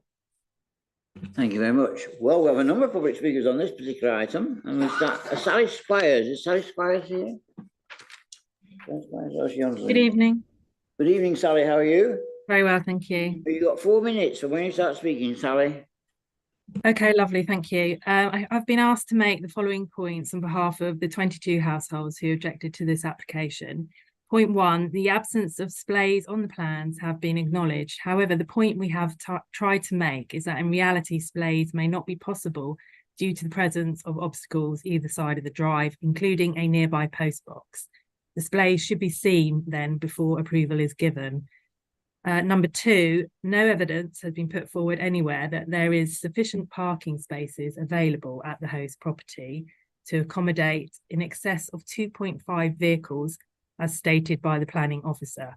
The plans show 2 parking bays and there is no acknowledgement whatsoever that this leaves no room to turn a vehicle. This is simply ignored by the planning officer. Any visitors, including delivery vans, will have no choice but to reverse back along the long driveway and out onto a fairly busy road, which crosses a public footpath as they do so. The Ridgeway is a primary route for children for the nearby school and nursery, which accommodates about approximately 500 pupils. Point 3, there has never been a plan approved in this area which is comparable with current application. In 2009, plans for a new dwelling in an adjacent road were rejected because the subdivision of the plot was considered to result in a plot pattern which was out of keeping with the surrounding area and represented an overdevelopment of the site, leaving the existing dwelling with an exceptionally small garden. The appeal was also dismissed by the Planning Inspectorate for the same reasons. In this case, the planning officer acknowledges that the plot of the new host property will be less than half that of the average plot in that area. But then he introduces a new test when they state that since it is largely not visible from the road, that this is acceptable. With all due respect, this test does not exist. Were it to exist, then any development, regardless of size, would be accepted, provided it was not visible from the road. This interpretation makes a mockery of all the objections that have been referred to layout and density. Point 4, there has been no acknowledgement of the air source heat pump or its location on Pentlands, which will no doubt cause noise issues in the spring and summer months for any resident of the new dwelling. And number 5, the planning officer says this proposal largely accords with policy TD1 and other policies, in essence confirming that the plans do not accord completely. Given the level of concern expressed by local residents and the parish council, we do not understand why the planning officer has chosen to ignore some of the residents' concerns, minimise others, and in several areas allowed policy to be bent so as to approve the application. And finally, point 6, due to the very high number of objections, we would ask that the committee consider a site visit before making a final decision. If approval is going to be granted, then residents ask that there should be a restriction so there is no burning of any construction materials on site and an agreed CTMP is in place prior to works and taking into account school drop-off and pick-up times. And that's all I would like to say. Thank you very much. Thank you for a very comprehensive submission. Right, the next speaker we have is Laura Lampard. Laura, is she online? Oh, you're there, you Laura. And guess what? You have 4 minutes from when you start speaking, Laura.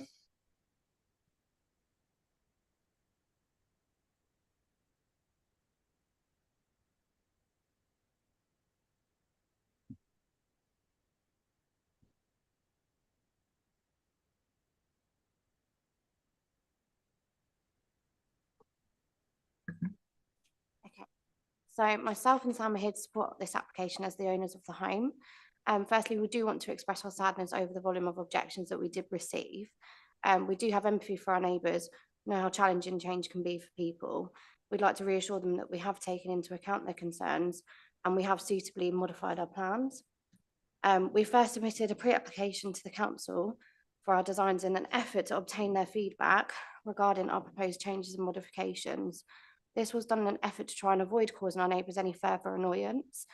The council provided us with feedback and recommendations which led to a significant reduction in the size of the proposed new development and further modifications to the existing home in line with the recommendations that were made. We understand not everybody has access to pre-application plans and therefore some individuals may not be aware of these particular changes that were already made for our final submission. We think if they had have seen them, they could have grasped the level of compromise that was being made, and we hadn't submitted our final application in a self-serving manner. The Croft and Pentlands, 2 of our adjacent properties, raised some concerns. The 2-bedroom windows at the back of the proposed new home were a point of concern for the Croft and their privacy. We understand these concerns, however, the Croft is around 35 metres from the new home that's being proposed. There is greenery extending along this boundary line, offering privacy between the boundaries, the same as that true of brambles.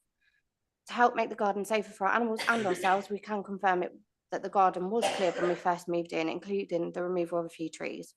Prior to removal, a tree surgeon was consulted, all necessary precautions were followed along with the completion of required inspections. We're sorry to hear that some people in their objections did not support this course of action, but as other people have verified, we're well within our rights to do so. Pentlands is also concerned about privacy violations, and with the exception of one small window that will function as a window for the current residents' ensuite bathroom, no more windows facing Pentlands land will be added. The opaque glass of this window will conceal views from both inside and out. As a matter of fact, by removing several windows that face Pentlands property, the modifications made to Silvertree's cottage will actually increase their privacy. As a result, it's unlikely that privacy will be compromised more than it already is currently. There's been criticism to the assumption that the completed host property will be too small. However, once completed, this property would become an inviting 4-bedroom family home with a sizable garden that matches, all in compliance with local development plan regulations and standards. This size and comparable homes are prevalent in the neighbourhood. The Ridgeway has acquired prominence for producing these kind of 2-storey developments. Green Hedges and Walton Lodge are 2 examples. In light of this, we think similar applications have established an accepted standard. Many infill homes flank the road, and there doesn't appear to be a plan in place for a recognised development line. We have made a great effort to create visually appealing, functional homes with the ideal amount of space surrounding them that suit the current development pattern and blend in with the neighbourhood, despite the wide range of housing designs within the area. We feel that once the project has been established and completed, it will benefit the area and not have a negative impact on our neighbours. Given that comparable developments have been constructed on the Ridgeway and nearby streets, we sincerely hope our suggestion will be accepted in order to create solid, safe homes. We value the suggested regulations and intend to do everything in our power to complete the project in compliance with them should it be accepted. Lastly, just to add, in order to discuss the plan, we did invite the owner of Pentlands over to visit the home. The owner of Pentlands offered a suggestion, expressed fear that our actions would reduce the value of their property. They proposed that in return for them redacting their letter of rejection, that we pay for their unfinished side extension. We rejected this idea as, of course, it's not the most rational course of action and would not be financially feasible for us. Pentlands then submitted their objections to that notion, and therefore we do not believe that all of their viewpoints are honestly presented. Thank you. That was a lot to take in. Thank you very much. Right, we have a from County Vice Council, Councillor Rowena Tyler. Is she online? Yes. Yeah, hello, Rowena. Oh, we're not on Rowena, are we? Oh, right. No, what one? Oh, it's not there. She can't speak, can she? She's disappeared. Oh dear, never mind. Well, we have the 2 ward councillors who are here, and we've got Councillor Philip Townsend and Councillor Ruth Reid, and you both have 4 minutes. Who wishes to go first with the first 4 minutes? Councillor Townsend, 4 minutes. Thank you, Chair. I'm speaking as one of the ward councillors for this area and not as a member of the committee. This application has, as we've heard already, has attracted a number of complaints from residents, and the parish council has also objected to this development. As the report highlights, this is a rural road on a settlement boundary of Cranley. It is a private road, and the general character is a large detached properties set back in their plots. This proposal, as the objectors have pointed out, is out of keeping with the character of the area. While some backland development has taken place in the 60s and 70s, this has the effect of urbanising the rural area edge of the settlement. Added to this original property plot was some 1,370 square metres. The host property is now reduced to 364 square metres, which is completely out of character with the surrounding development. As an example, across the road, from the host property, there are 2 infill properties. They have some 600 square metres. As I said, this application alters the character of the area while setting a precedent for more and more development like this. Despite this being a fairly rural area, I can see no evidence of any wildlife studies. The committee is therefore unaware if there is any sensitive wildlife that will be disturbed due to this new development.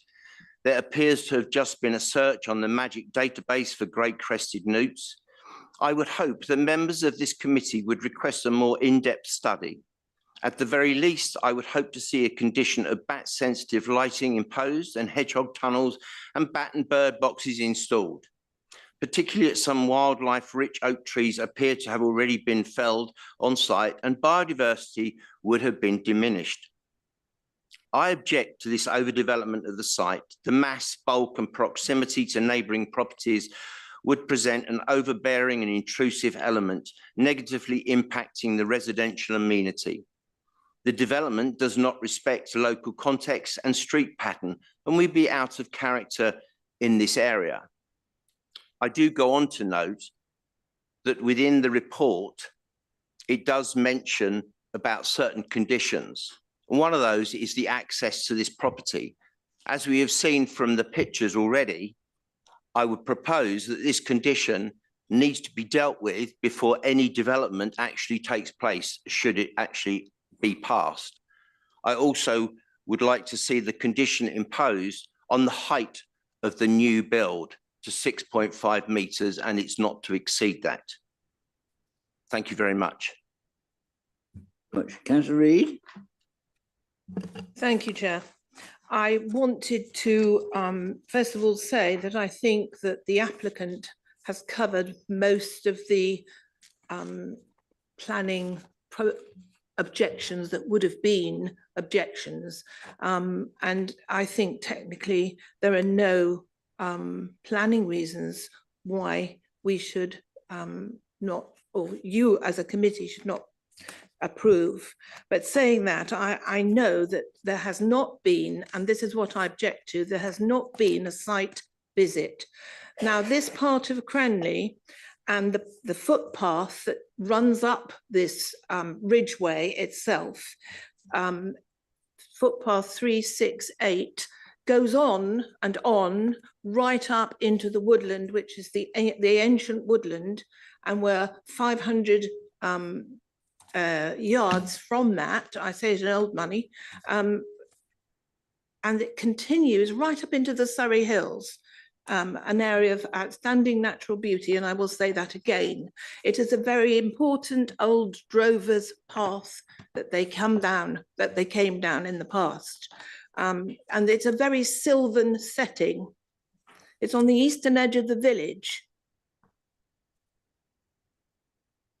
The access has been mentioned before. This is very concerning, not only by the narrowness of the access, but the access is over roots of trees. I'll come on to the conditions when I speak again, hopefully, but you know, it is very, very, it will compact the surface. And I know from my meager knowledge of trees that it isn't acceptable for their future life. It's a single track drive. And I just want to reiterate the point that this ridgeway is a private road. It is upkept by the residents. Each side has to make good the surface. And you know, it isn't just an ordinary highway. And it's very difficult to get these splays onto a road which is not part of our highways network. Now, I wanted to see that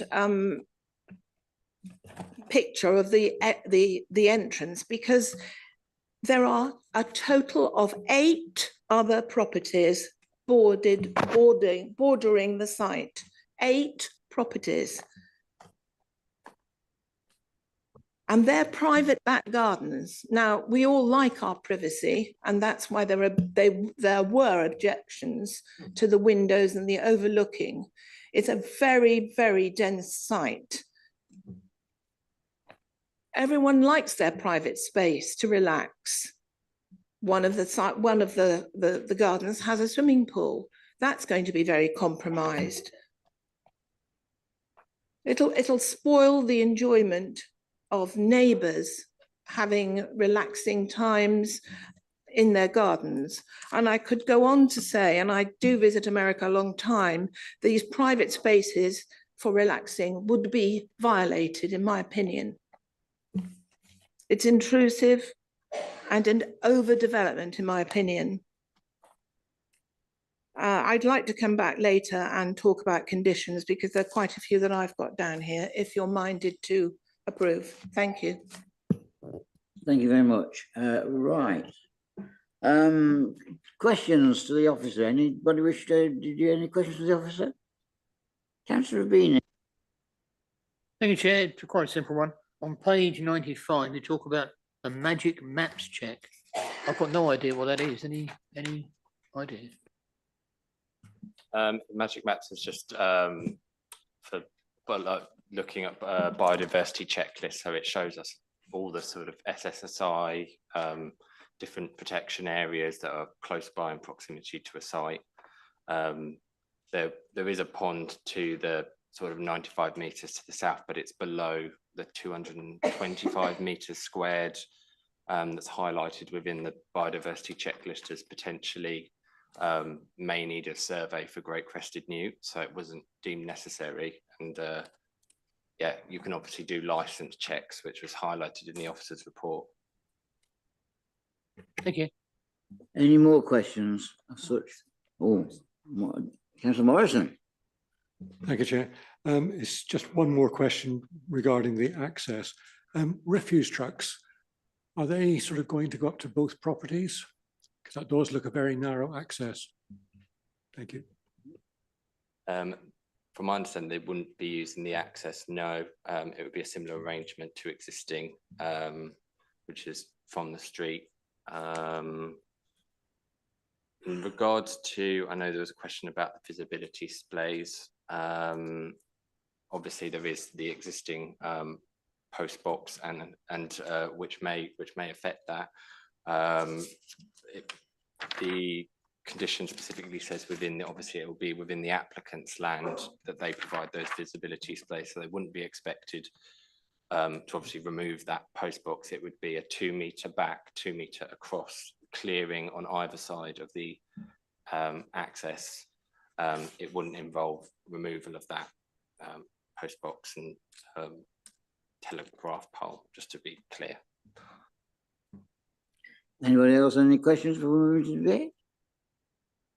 Right, Councillor Rivers, I think you wish to speak. Thank you very much. Well, forgive me if I've got this entirely wrong, but there is a house down that lane which accesses that lane. So there is already a house. This proposal is for an improved house for the owners, which gives greater privacy to neighbouring properties. I simply can't see any reason for objection. Any other councillor wishes? Oh, right, Councillor Murray and then Councillor Coburn. Sorry, could I just ask the planning officer?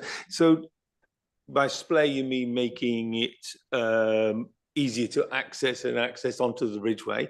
So that would that leave that post box isolated 2 metres in the middle of the pavement?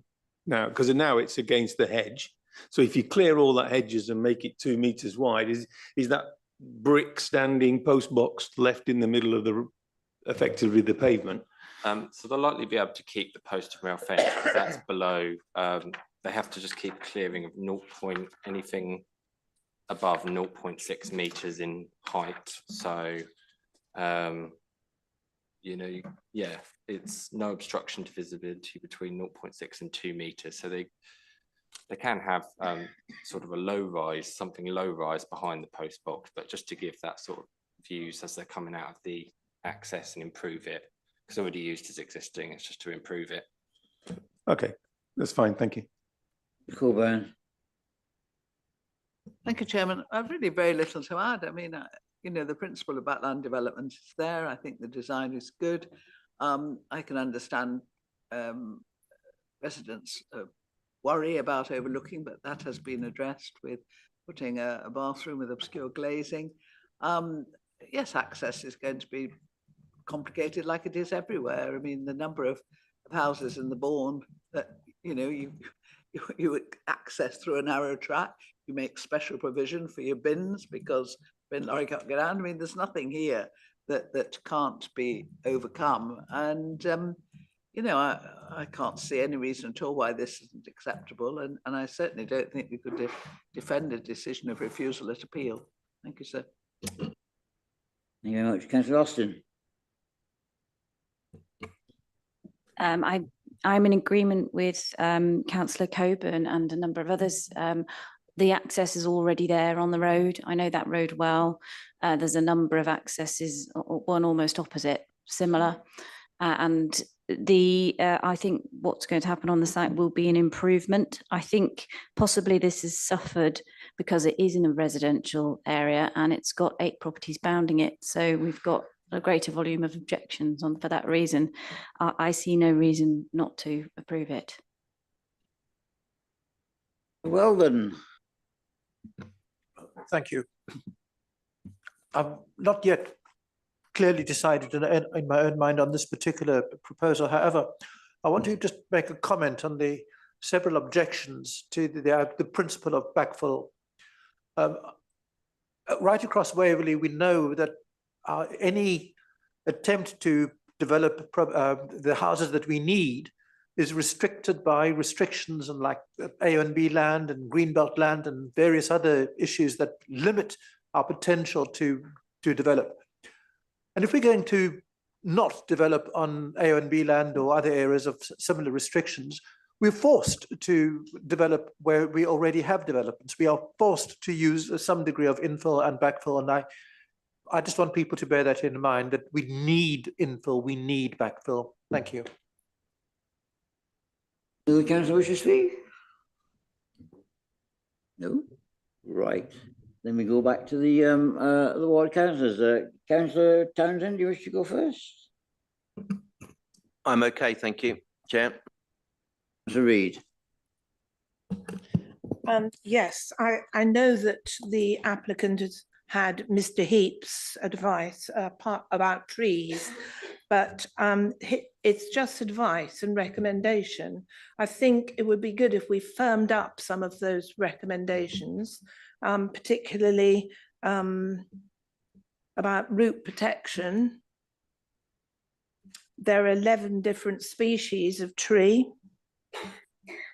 over the site, and it would be rather nice if instead of looking at a boarded fence, there were some boundary hedges installed as part of the landscaping.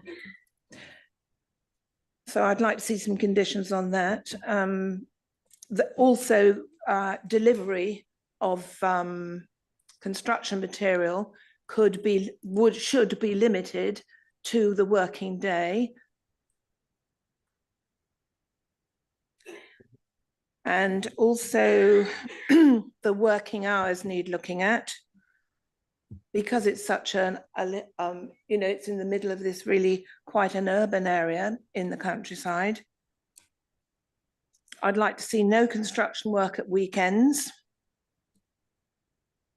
or delivery, and 8 until maybe 5 or 6 in the afternoon for building noise. I'd like to see something on the conditions of the removal of the waste, not just once I think it says in the application, once the building is complete. But if waste piles up on tree roots, that can cause a great deal of problems. So I'd like to see something about the removal of waste as it is built up, and the no burning of any material on the site at all. So those are the things that I would like to put in place, please.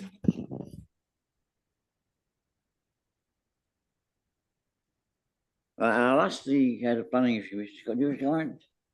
Yeah, just to confirm that some of the matters that Councillor Reid has highlighted are already covered by conditions. The matters that aren't relate to construction delivery and hours of working. So if members should think that they're minded to approve this and wish for those additional conditions, I would also remind members that one of the speakers, I think Councillor Townsend, but I might be wrong on this, mentioned also the possibility of introducing bird boxes, bee bricks and hedgehog corridors, which also maybe it was Councillor Reid, which also members might want to consider whether they want additional conditions requiring those small measures that do play quite a positive role in supporting biodiversity net gain. You want to come back, Councillor Reid? You shouldn't have. Go on. Thank you, Chair. There is a statement in the applicant's application about the demolition of the old garage. Now, there is a suggestion that this could be done by hand, and I would recommend that rather than, again, to protect trees and pipes maybe that are underground, one never knows. So maybe the use of small machinery, which isn't too heavy on the tree roots. And a lot of the building demolished by hand. Right, okay. Anybody, ready with the recommendation then? We shall amend the recommendation to take account of the factors you just said about the Yes, Chair, do you want to delegate authority to me to add those additional conditions? The point is that subject to the conditions as with delegated authority today, the planning for additions, permission be granted. Those in favour, please raise their hands.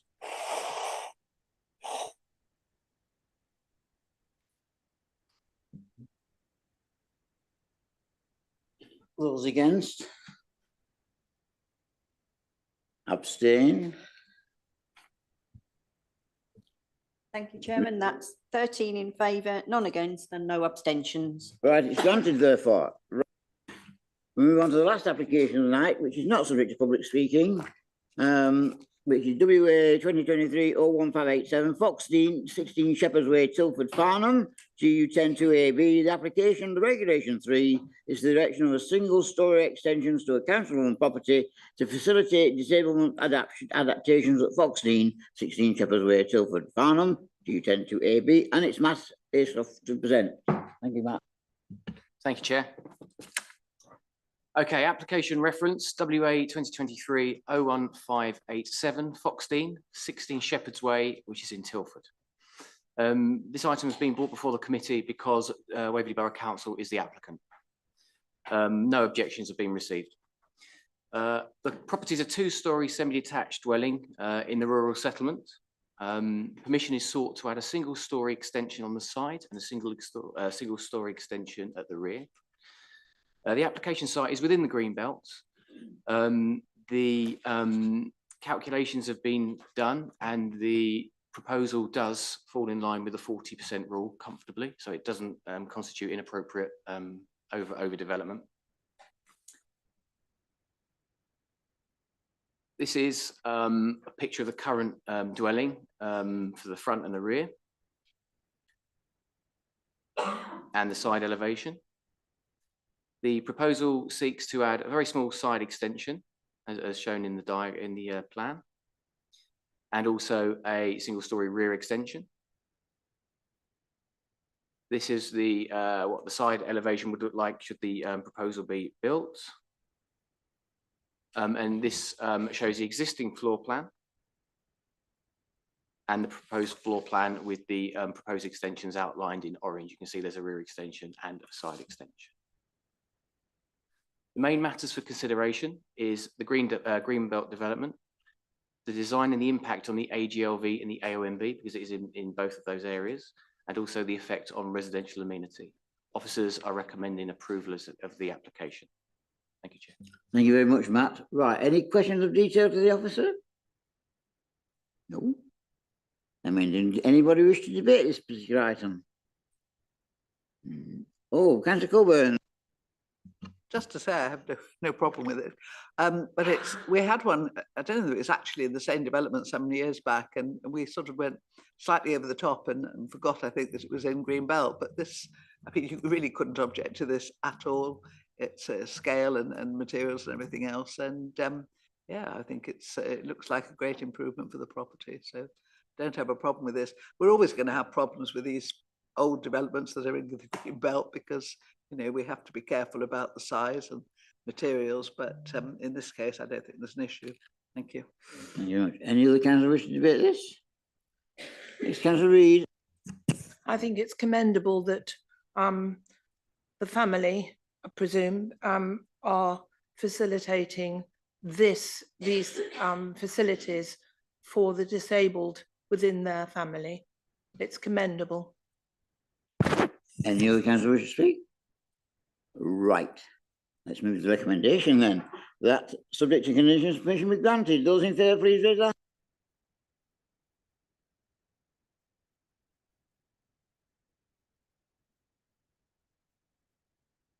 Against? Any abstain? Then permission is granted. There being no items to discuss with in confidential or excluded session, then I close the meeting and I wish you all a safe journey home. Thank you very much. Good night.